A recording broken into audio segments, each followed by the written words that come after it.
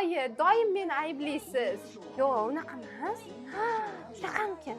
Yo'q.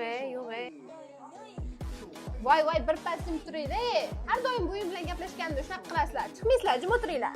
Ha, yo'q, men nabiralaringizni qarang, oyijon.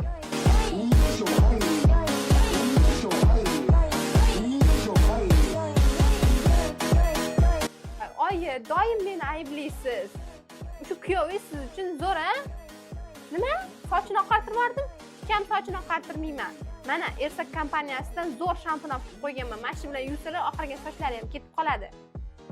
Sizni ham oyingiz doim kuyovlarim yonini olib sizni yomonlaydilarmi? Xo'jayiningiz bo'lsa, meni sochimni oqartirib yubording, jonga tegding dedilarmi? Sizga zo'r yechim topib qo'ydim.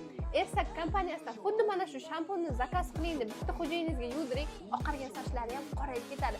Keyin bemalol yana miyalarga chiqsangiz bo'laveradi.